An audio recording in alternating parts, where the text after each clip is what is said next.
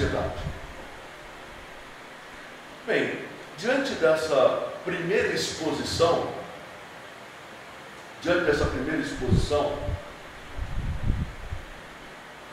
nós devemos agora pensar um pouquinho nessa colaboração de Max Weber para um entendimento da sociedade alemã, que vai servir como uma espécie de modelo para todos nós. Isto sendo colocado, gostaríamos também de falar um pouquinho sobre a ética protestante, que é outra obra dele, entender como ele relaciona essa ética protestante e o que ele quer dizer com o espírito do capitalismo.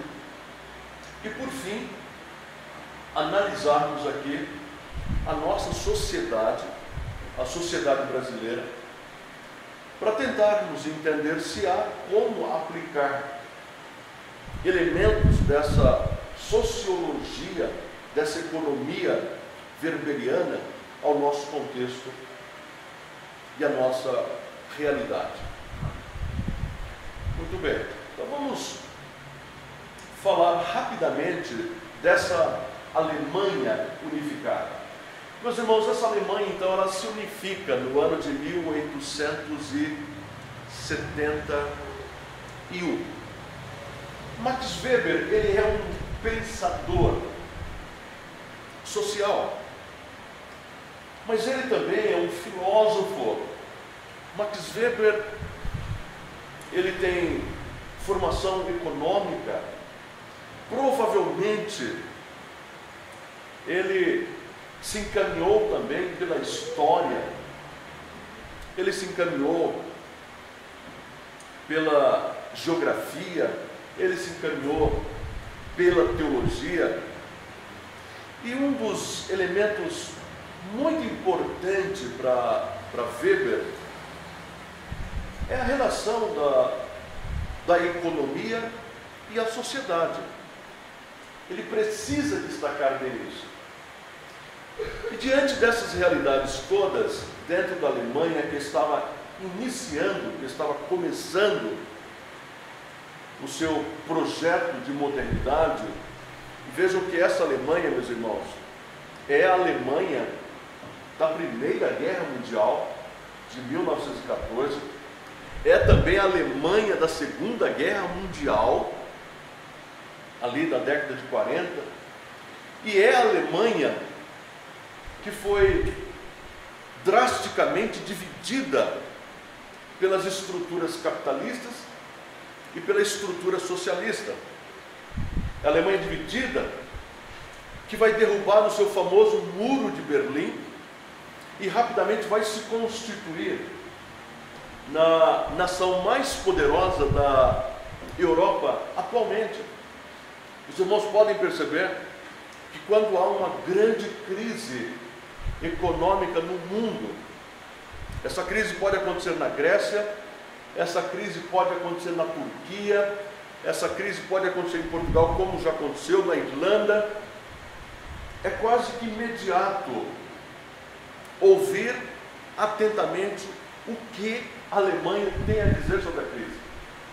E é importante ouvir a Alemanha porque é a Alemanha que tem capital, é a Alemanha que pode oferecer os recursos, e esses recursos são os recursos que vão salvar uma outra economia como já foram salvas. Então, de fato, parece-nos que se justifica essa intenção de Max Weber de pensar aquela sociedade, de entender aquela sociedade, como de fato ele fez. Bem, nós não conhecemos, eu não sou um conhecedor profundo de economia, eu também não conheço o quadro sociológico. O que falo, meus irmãos, por leituras, por pesquisas que necessariamente fui obrigado a fazer para entender um pouco a situação dos países ibéricos, como é o caso do Brasil, porque é um tema que mais me desperta e com o qual me identifico, para se entender o Brasil e o protestantismo no Brasil. Mas essa Alemanha, analisada por Max Weber, realmente é um país em formação. E Max Weber, ele começa a tentar entender a tessitura daquela sociedade. Ele procura entender o tecido social, como se organiza o tecido social da Alemanha. E o que é assim fundamental para nós, e muito importante, é entendermos que Max Weber, ele não se preocupa muito com grupos. Aliás, ele vai dizer que os elementos da sociedade, o tecido social, tudo aquilo que se deriva, tudo aquilo que provoca, tudo aquilo que organiza a sociedade, necessariamente, na sua origem, não depende de grupos, mas fundamentalmente de indivíduos. E é aqui que ele então usa uma expressão, que é a expressão ação social, ato social, relações de atos sociais. E essas atitudes sociais, elas são produzidas por agentes. E esses agentes que provocam essa atitude, que provoca essa ação, são indivíduos. Então, para Max Weber, é necessário entender os indivíduos e o seu ato social. Bem, mas como é que nós podemos entender um ato social? Uma disposição de relacionamento. Onde acontece? Em que situação essas relações ocorrem? Em que espaço? Em que contexto? E nós ficamos bastante surpresos quando eu estou usando uma linguagem bastante coloquial, para que os irmãos entendam, e bastante simples também, para o meu ambiente, né? Para os meus pares, que são vocês. Então, Max Weber, ele nos apresenta quadros que nós podemos claramente enxergar. Então, as irmãs fundamentalmente, quando vão a 25 de março, e algumas aqui vão, eu sei, elas o tempo todo fazem parte e são agentes dessas trocas sociais tão importantes para Weber, para caracterizar a própria organização de uma tessitura social. Então tem um camarada lá vendendo calça jeans. Ele é um ator, ele é um agente social. E ele está agindo socialmente ao vender a sua calça jeans, ou ao vender a bola de futebol, ou ao vender o arquinho que vai na cabeça das nossas filhas. Mas não só apenas ele é o agente dessas relações, mas aqueles que fazem as trocas, aqueles que compram. Então, o irmão ou a irmã que passam pela 25 e concretiza uma compra, ou que negocie um melhor preço, são fundamentais para as teorias de Weber. E aqui então o que ele vai dizer, nessa relação quase que individual, quando esses agentes que aos olhos das generalizações aparentemente não significa muita coisa, para ele esses agentes são os articuladores da sociedade. Eles que vão dar um movimento à sociedade. E é eles que são os principais responsáveis pela organização da sociedade e pela organização também da própria economia. Então isso é importante. Meus irmãos, havendo dúvidas aí, os irmãos devem levantar a voz e vamos interagir aqui. Vou tentar responder aos seus questionamentos, caso haja um entendimento para isso. Senão eu vou ficar falando o tempo todo aqui, né? E não vou dar oportunidade para os irmãos falarem. Então, pastor, pode levantar a mão aí, e eu vou parar e nós vamos conversar. Então isso era importantíssimo para ver. E nós encontramos isso em todo lugar. Os funcionários dentro de uma empresa, os funcionários trabalhando em fábricas, trabalhando em comércio, na sua oficina particular, são agentes literalmente transformadores da sociedade. Mas observe que esses indivíduos, eles não estão apenas preocupados com o fator econômico. Não é só o ganho, não é só o acúmulo, não é só o lucro, mas há uma série de variantes que vão determinar a vida desses indivíduos. Imagine que o vendedor do arquinho, ele em casa enfrenta uma crise gravíssima com o filho dele que está viciado em cocaína.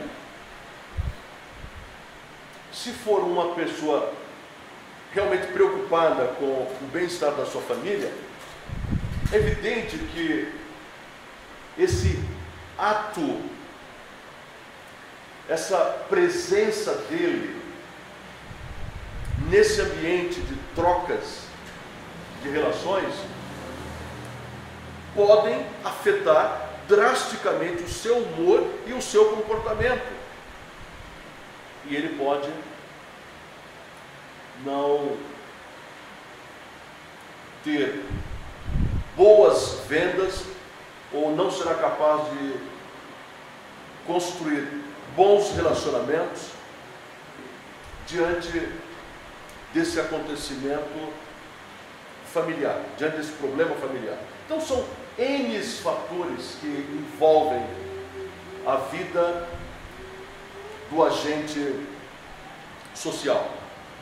Então Max Weber, ele observa a ação. Ele é um observador da ação e nos convida a observar as ações das pessoas. Mas não só isso, um outro elemento indispensável para Weber é observar o significado da nossa ação. Qual é o significado da nossa ação? Então é como se você tivesse a materialidade da cadeira. Então ele está mandando você observar a cadeira, mas também ele nos manda observar o projeto filosófico da cadeira, o significado da cadeira, o espírito da cadeira. Qual foi a intenção do indivíduo quando pensou e qual foi a intenção do indivíduo quando fabricou a cadeira? Então isso é muito importante para Weber. E a gente começa a entender isso quando ele fala espírito do capital.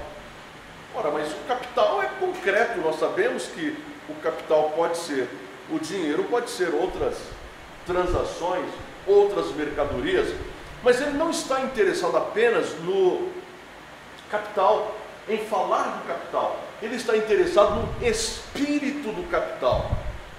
Então, parece-nos que ele é de uma escola assim, idealista, uma escola idealista, uma escola conceitual. Existe um conceito capital que pode ser até mais importante do que o próprio capital. E aqui nós adentramos a um campo interessantíssimo da filosofia que vem desde épocas platônicas, né? O platonismo se contrapondo ao aristotelismo. A ideia latina, né? A universalia ante re e a universalia em re, que significa para os platônicos, os conceitos eles estão antes da matéria, e para os aristotélicos o conceito está no objeto, na coisa. Então Max Weber, ele é um daqueles indivíduos que está pensando no conceito antes da materialidade. Por isso que é importante para ele falar do espírito do capitalismo. Muito bem. Ele avança no seu pensamento pensando na sociedade. Como essa sociedade pode funcionar? Como ela pode existir? Como ela pode ser eficaz, eficiente na sua jornada, na sua missão? É quando ele pensa no que é chamado de estrutura burocrática do Estado. E essa estrutura burocrática do Estado tem a ver com os seus modelos ideais. E dentro dos seus modelos ideais, há um modelo para ele que é um modelo racional legal. Tem um outro que é o carismático e um outro modelo que é o tradicional. Esse racional legal é um modelo que ele utiliza para desenvolver o seu pensamento a respeito de um organismo dentro da sociedade que pode legitimar a sociedade, pode facilitar a sociedade, pode garantir direitos à sociedade. E esse organismo é uma espécie de aparato burocrático da sociedade. Esse aparato burocrático da sociedade é a burocracia do Estado. Então os irmãos sabem que o Estado tem uma burocracia, que ele vai chamar de burocracia, mas que ele também vai chamar de racional legal. O Estado necessita desse aparato burocrático, né? Imagine dentro de uma escola, o que seria então a burocracia dentro da escola? A burocracia dentro da escola seria a sua parte administrativa, a secretaria. E será que existe alguma coisa mais burocrática dentro de uma escola do que a sua secretaria? Existe? Mas é fundamental. Eu quero saber quando o José Antônio entrou no primeiro ano do fundamental. Secretaria. Eu quero saber em que classe está o José Antônio. É na secretaria. Eu quero acompanhar, gostaria de saber do acompanhamento pedagógico do José Antônio, na secretaria. Eu gostaria de saber as notas do José Antônio no ano anterior, na secretaria. Então, a secretaria da escola é essa parte burocrática. Então, você tem os discentes, os alunos, que você pode entender como sendo a sociedade. Eu acho que é um exemplo simples, mas é um bom exemplo esse, né? Para o entendimento. Não que seja o melhor, mas para o entendimento. E você pode entender aquele mundo de crianças como sendo a sociedade, uma redução da sociedade. Pode ser? Então você tem branco, você tem negro, você tem mestiço, né? Você tem japonês, você tem chinês, você tem crianças com habilidades diferenciadas, você tem crianças com déficit de conhecimento, você tem alguns que explodem intelectualmente, vocês têm alguns que vão de Nike, tem outros que vão com um par de chinelo. Acontece? Você tem um que vai com uma camisa da Adidas, mas você vai ter outros que a mãe costurou lá uma camiseta para ele. Há uma multiplicidade cultural, há uma multiplicidade de raça, há uma multiplicidade de berço, de nascimento dentro da escola. Então, o que vai organizar isso? O que vai organizar isso? O que vai dar unidade? O que vai fazer com que esse mundo de crianças alcance os seus objetivos? Aí o Max Weber pensa, em termos de sociedade, num aparato burocrático. É importante para ele criar uma burocracia. É uma burocracia que chega a ser uma burocracia cartorial. As crianças não têm como existir dentro de uma escola sem essa burocracia, dentro de uma escola formal. E por que é racional? Ela é racional formal. Ela é racional formal porque estou com o aparelho na boca aqui, que de vez em quando ele quer escapar, né? Mas em breve ele sai. É racional formal porque as decisões a respeito do discente, do seu relacionamento, do seu progresso, a sua ficha familiar, os projetos que existem ali para ele, não são articulados a partir de uma ação mágica. Não pode ser uma ação mágica. Não pode ser uma bola de cristal. Não pode ser examinando as cinzas ou as vísceras de um animal. É racional porque é tudo documentado. Isso é racional. É racional porque é livresco. A catalogação ali. E atualmente a informatização. Então aperta-se uma tecla, o sistema apresenta a vida inteira daquela criança. Até quantos irmãos tem o nome do pai, o nome da mãe, o nome do avô, o nome do avó, se tem alguma dificuldade, como está na nota. Isso é legitimação da racionalidade. Então é diferente de uma consulta, né?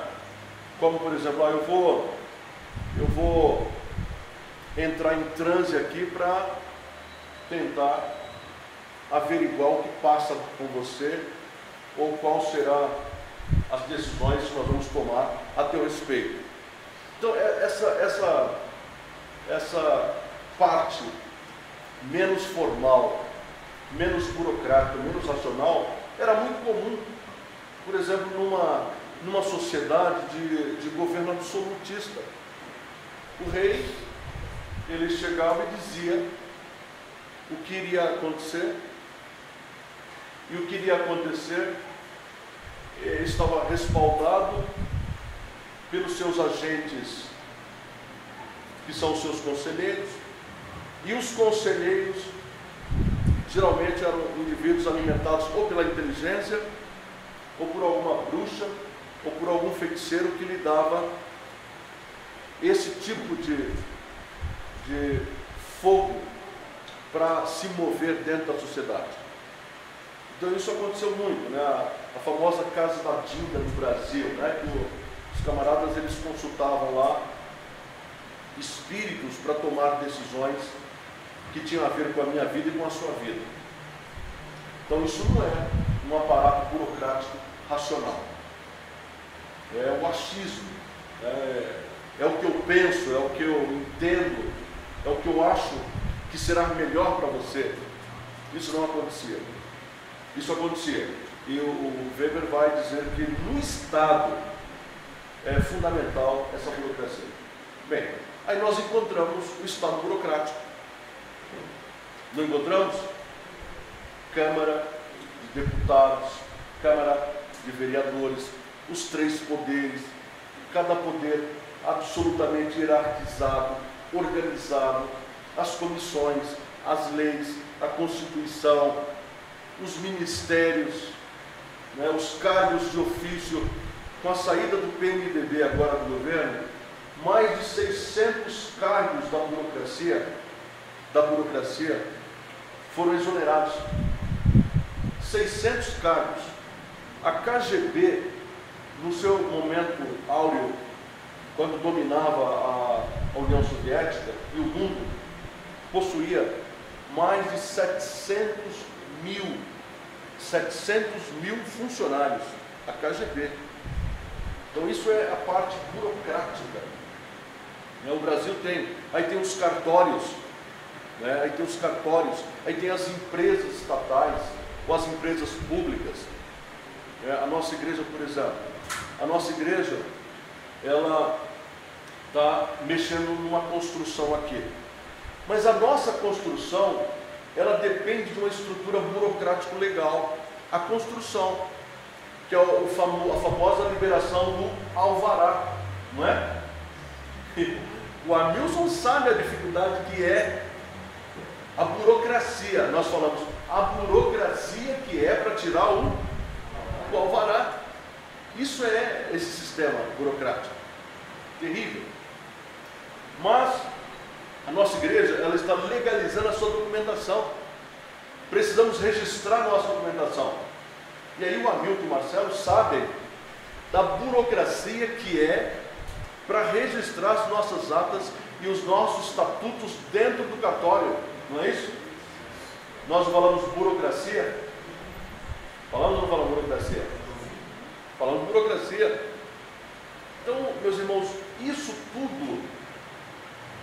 tudo é parte desse aparato gigantesco que é o aparato burocrático, pensado lá atrás pelo Weber dentro da Alemanha. Então ele diz que é fundamental.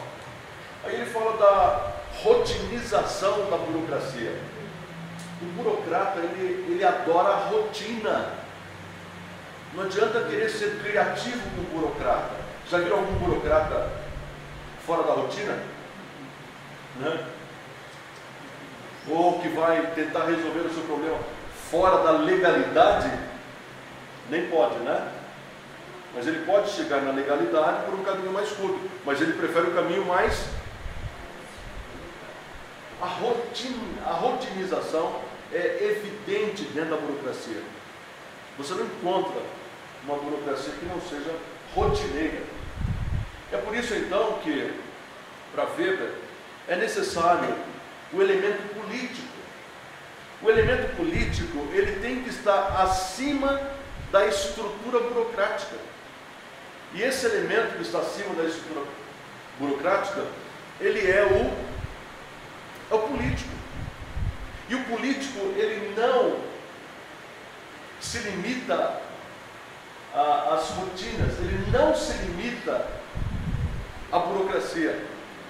Fundamentalmente, cabe ao político estratégias, pensamentos para elaborar novos planos, novas possibilidades, novos desafios para aquela sociedade, para aquele grupo.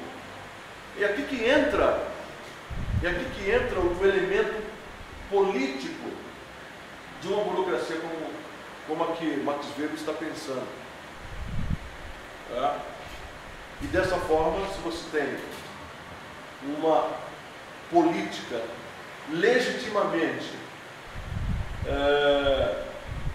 nomeada ou eleita, cujo papel fundamental é dar direção para a sociedade, é mostrar um projeto de crescimento, é mostrar o desenvolvimento de um povo, as suas superações, o vencer as suas crises.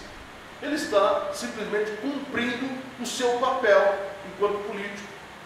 Abaixo dele, todo o aparato burocrático, que vai viver de rotinas, vai todo dia fazer praticamente a mesma coisa, que não pode inovar nada. E abaixo disso, os agentes individuais construindo a sociedade. Meus irmãos, é uma tentativa de se elucidar o tema, mas bastante limitado, bastante limitado, porque nós não temos tempo, nós não temos maiores condições para desenvolver essas questões todas. Mas eu gostaria de saber se os irmãos estão conseguindo entender. Está muito chato.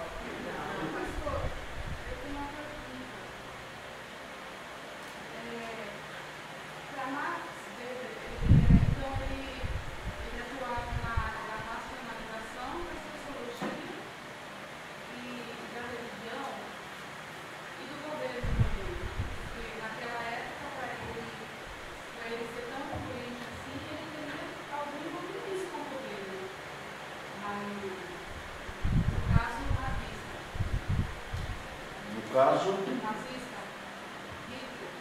não, querida, Max Weber, ele é de 1864.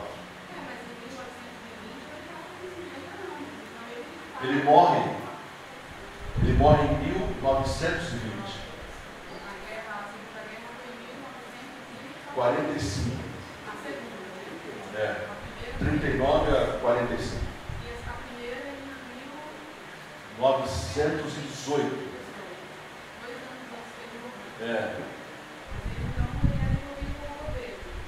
Não. Ele é um teórico. Porque no livro ele defende a religião dele, mas no livro ele defende o protestantismo, não defendendo a doutrina do protestantismo. Mas ele elogia os protestantes. Sem dúvida.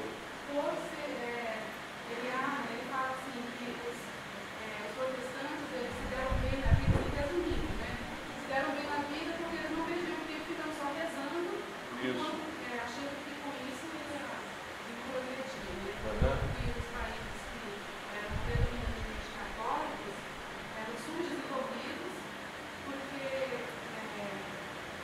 a igreja colocava essa regra para os fiéis, certo. Não é isso que ele fala aqui? É isso que nós encontramos no Ética Protestante e no Espírito do Capitalismo, que eu vou entrar agora. Quando a Alemanha supera a Primeira Guerra Mundial, Weber, aí sim, ele foi chamado pela alta cúpula da Alemanha, e a alta cúpula da Alemanha atribuiu a Weber o grande papel de escrever uma constituição, uma nova constituição para a Alemanha. E essa nova constituição que ele ajudou a construir, é a chamada Constituição de Weimar. A Constituição de Weimar, alemã, pós Primeira Guerra Mundial, teve uma participação enorme dele. Mas até ali, depois disso não. Mais alguém? Gostaria de perguntar mais alguma coisa? Tá. O objetivo dele, pastor, era estabelecer uma teoria quanto a um estado ideal. Né? Isso, então, isso. com a obra dele, ele buscou estabelecer os patamares básicos para o fortalecimento de um estado. E é o que não você... absolutista. Isso, é o que você encontra no Economia e Sociedade, que é um livro maravilhoso dele. O que seria, né, uma sociedade real, talvez ideal sim, né, mas ele sabia que não ia conseguir, mas uma sociedade possível. Então é uma sociedade que deve ser liberdade para que os seus agentes façam as suas transações, vivam, sonhem, né? Se identifique com os vários processos do livro religioso, um aparato burocrático de proteção do governo e de proteção também dos seus agentes, e políticos certamente democratas, republicanos, que pudessem dar um sentido melhor para o desenvolvimento das coisas. Tá bem? É isso que você falou. Bem,